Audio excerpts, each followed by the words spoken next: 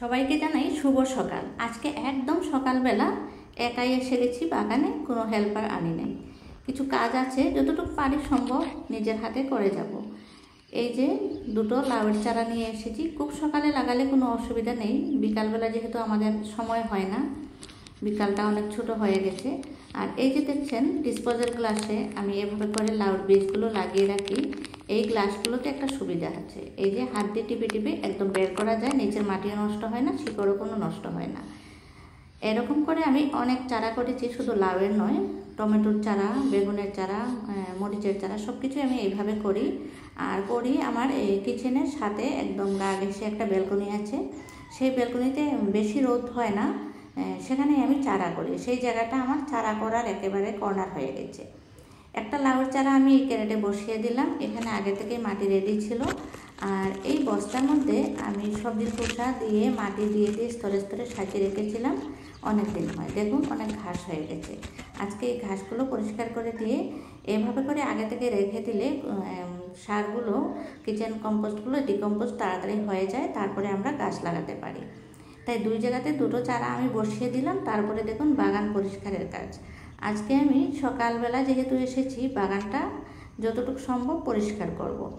আর এদিক দিয়ে আমার কালো মরিচের গাছটা দেখুন, মরিচগুলো খুব সুন্দরভাবে গ্রো হচ্ছে। আর যেগুলো শর্ট বিনের গাছ লাগিয়েছিলাম, টমেটোর গাছ লাগিয়েছিলাম, সেগুলো মাশাআল্লাহ অনেক গ্রোথ হয়েছে, অনেক বড় হয়েছে। তাই এক ঝলক আপনাদেরকে দেখিয়ে দিচ্ছি।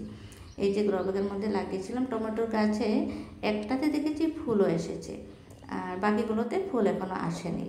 আর শর্ট বিনের গাছেও তেমনি একটাতে দেখেছি ফুল এসেছে। সবগুলো কিন্তু একসাথে বসানো হয় নাই, আমার একটু আগাপিচা হয়ে গেছিলো, তাই এমন হয়েছে। তারপরে হচ্ছে আমি বাগানটা একটু পরিষ্কার করব, একটু ঝাড় দেব। বাগানটা ঝাড় না দিলে কেমন জানি ভালো লাগে না, একদম নোংরাগুলো জমে যায়, কারণ ঘাসটা সবসময়ই তো আমরা উঠিয়ে ফেলে থাকি।